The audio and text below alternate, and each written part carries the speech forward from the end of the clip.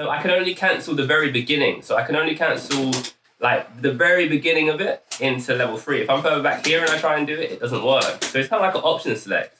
But if he extends his hurt box like that, now it comes out. So this is actually really good tech. I'd recommend implementing that. Cool. So the aspects of Luke's neutral game we're going to cover today. Checking movement, so stopping people from, checking their walk back. Also stopping them from drive rushing or jasping at you. Whiff punishing, spacing, fireball game, and then anti-air, right? So they're going to be the 4 areas we're going to focus on. Luke neutral is actually larger than just these areas. Maybe I can cover those other aspects in later videos, but these are the main ones we're going to focus on today. Now, the thing is, with Luke, his fireball is a bit different from your conventional fireball. He doesn't have a slow fireball that he can throw and follow behind. All of his fireballs are the same speed, right? The only things that change are, so the hard one has the best recovery, as you can see, it's 21 frames recovery, whereas the light one is 29, and then the medium will be somewhere in between. But then the startup is longer on the harder one. It's 19 frames startup, whereas this one is 13, which is very quick. So this one's really good. Basically, the light one you want to be using in footsie range, like just outside of here. This is where it's really good because it's so fast and it's got it attached. It doesn't have a hurt box, right? So it means that if they press anything, it also reels him back slightly, which is quite good. The medium one, to use it more at this range. The issue with this though is that it can be perfect parries, right? See how I can punish there? It's the same timing as well. So it's kind of like, because it's always the same speed, it's very easy to kind of get the timing down and then you can kind of just never miss it. So that's the only thing about his fireball. Like, you see how I can kind of consistently get it? So you kind of just have to learn the one timing and then that's it. What you can do though is you can throw the hard one, right? And this kind of throws off, because the startup's different, it means if you alternate, it's kind of harder to, even though you can kind of just look at when his hand's coming forward. So if I set up the dummy for a hard one now, I can still kind of get the timing. It's just, I have to, the medium one's really easy. This one, you kind of have to delay it a bit, but you can see I can still consistently get it. Now the difference is with this though, see, that's not guaranteed. See, it's not saying punish counter, right? So it means that if he was to do something like this, see, so he can perfect parry this. But then I can still do something like this, right? So it then becomes a mix-up. And then obviously if he tries to then do this, see, he tries to check that because I'm kind of trying to come in and throw. See how I can't throw it? See, so if I try and throw, you get that. But then I can do, see, so see how he got counter hit there? So then that's like the mix-up. It just means that it's kind of like every time I throw a fireball with Luke, it's a risk. So, you don't really want to be just using it to zone too much because it's not really like that. I would consider it more as a poke, it's kind of an extension of him. So it's just like from here, I can just poke you, right? So it means that in footsies, when they're focused on other things, right, it can be very useful to use then because then you can like counter hit them as they're pressing buttons and you can they're not going to be looking to perfect parry it all the time if they're focused on other stuff. So you do want to, it is riskier than other characters. Also, it's good after like this, for example, like just to poke with. Again, be careful, it can be perfect parried, but it is good, it does good drive damage as well if we put him to all block. I think it's very good in this situation, the light one. If you look at his gauge, see it's like about, 80% of a bar, so it's worth it for that, right? Because if you do the hard one, there's a gap. This one is plus at this range, but there's a gap. Generally you want to be doing the light one just because there's no gap. So if we have him on block, then I have him do OD uppercut. So if I do this, I'll get uppercutted. If I do that, he has to take that, right? So you want to make sure you space it though, because at max range here, see it's -5, but you can't really do anything. And if he presses a button like a whiff punish, let's say for example, he does crouch and medium kick afterwards. If I do this now, see, and then it's kind of like a space trap as well. So yeah, I mean, that's pretty good. I use the fireballs like that a lot. EX fireball, of course, is very good. If they're going to throw a fireball, then yes. Also, you can react and do the follow-up. And this is +4 as well, which is pretty good. So let's say they're in the corner. Yeah, let's say he throws a fireball like here. And then I can get like a meaty setup as well, which is pretty cool. I use this a lot in the Gao matchup, for example. This can be very useful. Yeah, but that's kind of it really about in terms of the fireball game. I would just say I would use them sparingly. You can pepper at a range. Basically, the medium one is more risky. Like the hard one's less risk, but you can react because there's more startup. So it means it's more susceptible to like a Zanju or a spin knuckle, for example. Those moves can really blow it up because it's got long startup, but it doesn't have the risk of getting perfect parry, right? But these ones do. So you want to be using these more sparingly. This one in this range, I think is really good. I think if you're just here and you pepper with this. Another really good thing as well is that you can buff a level 3 behind this, right, at this range. Because what happens, let's say, for example, he presses a button here. So let's say, see there? Because he extended his hurt box, right, it hits earlier. So I can only cancel the very beginning. So I can only cancel like the very beginning of it into level 3. If I'm further back here and I try and do it, it doesn't work. So it's kind of like an option select. But if he extends his hurt box like that, now it comes out. So this is actually really good tech. I'd recommend implementing that. It's good against characters like Geef as well. Yeah, light fireball's good for that. Medium one, you just want to keep them honest, right? And it's kind of like, you got to throw feints in, obviously. And then, you know, the hard one's more of your safer option, right? Obviously, when they're perfect parrying, you also have like drive rush in and do this, for example, if you can bait them to try and parry. Because if you start throwing in feints and then, you know, you drive rush, a lot of times they'll flinch and they'll react with a parry so you can get a throw. That's good. Yeah, so that's kind of the gist with his fireball. Also, I want to go into drive rush. Drive rush as well, if they're really focused on the fireball game, right, that really opens up drive rush for you because they're focused on the fireballs and trying to perfect parry those, it then becomes harder to check your drive rush, right? So you want to be using this as well to supplement it. Also, if they're really worried, they're going to be standing a lot. They're going to be walking around. Let's say, for example, I record the dummy, you know, he's doing this, he's throwing fireballs. See, because he's doing that, I'm trying to walk in and then block, right? And then I'm walking, trying to stay here and get a perfect parry. This creates a perfect opportunity for you to kind of just walk in and use crouch medium kick, right? If you notice, a lot of times, if he's just doing this, right, then that gives me a chance, you know, to take a big step and then just do this. A lot of times so I'll be peppering with fireballs, right? He's trying to perfect parry them. I just walk in, take a big step, and then, you know, catch his toes. So that's very good. You can kind of walk them, because they're focused on the fireball, it then means you can kind of walk, take space, you know, and then that might encourage them to press a button. That means you can force them to whiff, and then you can whiff punish.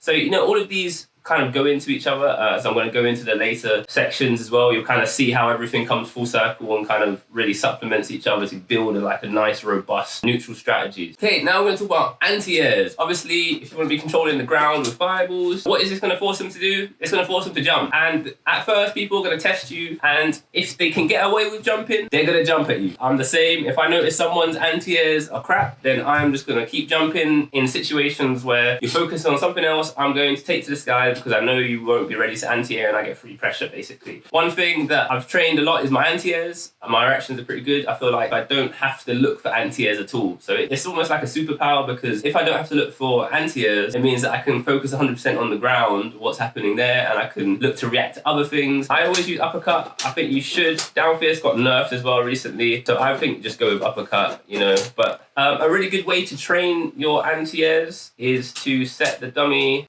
Let's set him to jump. Then we can set him to drive rush. And then we can set him to crouch medium kick, right? And then the idea is you want to put all of these on at the same time, and then you just practice reacting, right? So if you want to try and check that, you want to whiff punish the crouch medium kick, and you want to uppercut when they jump, right? Right, something like this. So, and then you need to be ready when they jump. Right? Right, so because the drive rush is the quickest, or like the hardest thing to react to, I'm going to be focusing most of my attention on that. Obviously, if I see a whiff, I need to be standing in the right space, so I need to be outside crouch medium kick range, and then when I see the whiff, I need to react. Same with uppercut, I need to be not thinking about anti-airing at all, but if he jumps, I still need to have the reactions and muscle memory to kick in where I anti-air, right? So yeah, if we play the recording, right, nice, uppercut, whiff punish,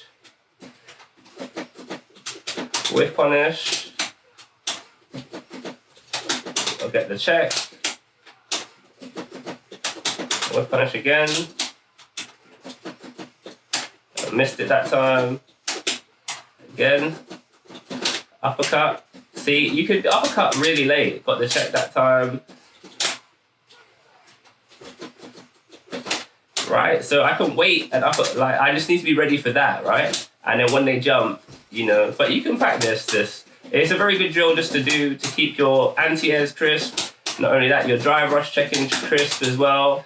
And then also practice your whiff punishing as well, which we're going to go into a bit more later as well. So yeah, great drill. I recommend using that. I'm going to give you some more drills at the end for practicing everything, and it's all going to come full circle, so stay tuned for that. But also don't forget to like the video, man, if you guys are enjoying the content. Bringing you guys these guides. I'm trying to pack as much value as I can into them. And yeah, and if there's anything that you guys want to see, then make sure to let me know down in the comments as well, and or if you need help with, and then yeah, I'll be happy to help. Okay, so the next part we're going to cover is going to be spacing and whiff punishing. This is obviously a massive part of neutral.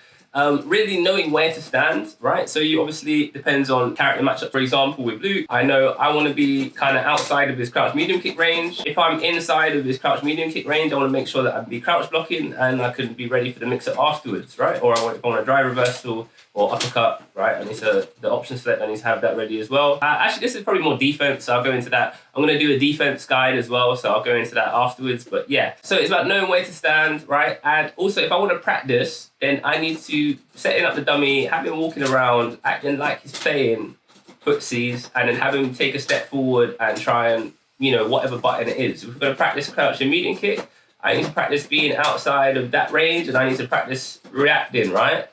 Every time. And if I want to try a different button, you know, right, I need to be ready. I need to make sure I've got that range. And then we could do the same thing and we just try a different button, right? So we could do the same thing, let's say for here, we could try a hard punch, right? We just practice him doing hard punch. And then we turn that on. Yeah, and then we just have him go, and then we practice standing, and then, you know, making sure that we can get the punish, right? Obviously, this has a lot of recovery.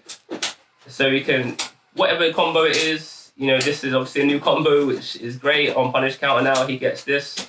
So he can get access to very good damage for 1 bar into great Oki. So I recommend using that.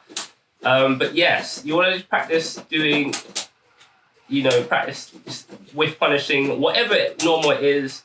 Then you have harder normals to whiff punish. So maybe you want to practice, let's say that Luke's crouch medium punch is giving you trouble, right? So then you want to set it up in the same way, but you want to make sure that you're trying to touch them with it. So he's coming in, taking a step forward and then pressing it, because it makes you then have to adjust, right? So it makes, because he's moving, I have to move with him. And then I practice getting the whiff punish, right? So this is a bit more realistic.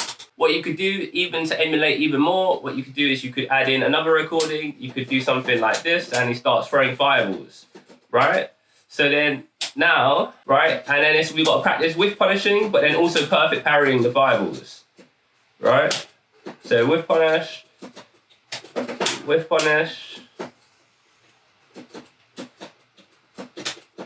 right? You see, so you can kind of practice, right? Whiff punish,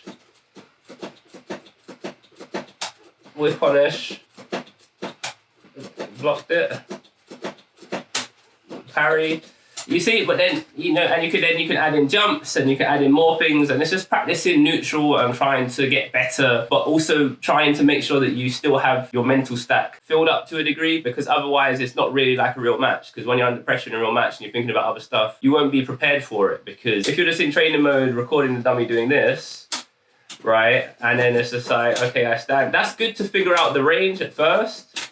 Right, it's good for that, but right, it's not practical for actually practicing the skill of whiff punishing, because yeah, it's just like you just learn the timing and then you keep doing it, right? So you want to be trying to make the recordings as random as possible. You want to add as many as possible, and you want to practice kind of thinking about things together. That's kind of the idea behind this, and a lot of the concepts, you know, in terms of learning anything in training mode, really. So, but that's kind of how to get better at whiff punishing. You know, in this game, whiff punishing is incredibly important, because obviously, if I can then turn neutral into corner carry, damage, knockdown, Oki, and a mix-up, you see how it suddenly changes the game. And you can't whiff buttons, because I'm going to get you with max damage. It just allows me access to way more damage and opportunities in the future of the game, right? If I have a strong ground game and I can rely on that. If people can't whiff buttons against you, It's just, and also it then makes them shell up. It means that they can't be as active as they want to be. And it means that you can then force the pressure and dictate the match more, right? So just all in all, get your whiff punishing and ground game really solid. Then it's going to just open up a lot of opportunities for you throughout the game. And it's just going to make your life a lot easier, really. So yeah, really do encourage getting used to these drills, practicing them so that you can out-neutral your opponent, because anyone can get the mix-ups and the knockdown and offense and guess right. But if you can out-neutral them, then it means, okay, sometimes they're going to guess right and they win. Sometimes you're going to guess right and you win. But then also most of the time, you're just going to win through neutral, so it doesn't even matter. You just negate all of the guessing, right? So it just means your win percentage in general will go up compared to someone who hasn't really worked on those fundamentals and isn't able to play neutral to the same level that you will be after this video. So yeah, cool. So we spoke briefly about checking dry brushes, obviously checking movement. We don't want people walking up on us. This is very important. Like, so if someone comes into our space, we need to be ready to check it, right? Also, we need to be wary of when people are standing up. Let's say, for example, after a blocked thing, if I notice he always stands up or tries to walk backwards, right? And then let's just have me do that. Then that means I can walk forward and try and check his walk back. You get what I'm saying? Because I've noticed that pattern, right? So you want to be looking for opportunities like that to hit crouch medium kick. Obviously with dry brush, it makes it very powerful as well because it can turn into a lot of damage. If you notice, for example, also one good thing with Luke as well is learning to hit confirm this, random block, right? Learning to hit confirm this is massive because when you're low on drive, it's like, right, it can really be a lifesaver.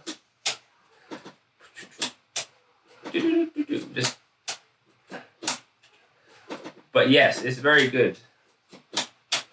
Right, very, very good, very strong. If you can hit confirm it when your drive's low, it means that you can poke with crouch medium kicks and you can just confirm, so it doesn't matter. Obviously, if you block it like that, then it is very punishable, so it's risky, but you can get it down. It does help if you look at the health bar, I find. It just makes it a bit easier to confirm, right? So yeah, just FYI. Also part of checking movement, so that's checking walk back. We want to be checking their dashes, and if they are dashing at us, you know, or if they are drive rushing at us a lot, you know, we need to be ready to check that, right? That's a very important part of the game. We need to be ready. If we can shut down their drive rush approach, it's very similar to anti-airs. The difference is with anti-airs, you shouldn't have to pay as much attention. Drive rush is very fast, so you have to focus a lot of attention on that. So that's why it's important to get anti-airs crisp using these drills, so then that means that you can focus more of your attention on drive rush and it becomes easier for you. Whereas now you might struggle to check one and anti-air, but it's because you're looking for both and it kind of reduces your ability to do both because you get what I'm saying? Because it's just there's too much that you're thinking about. That's important. Really, your mental stat can get better, it's just through training, right? Same thing again, what you're going to do, you'll set up the dummy, you'll have your free recording. So you have one where he's drive rushing at you, right? Then you're going to have another one, right, where he jumps at you. Okay, what we'll do is we'll set up as well for the third one, we're going to have him do this move. And then we're going to practice drive impact in that, right? So just give us something else to think about. Right, so if I see him reel back, then I do that. Okay, if I see him reel back, then I do that. But I need to be ready for the drive rush.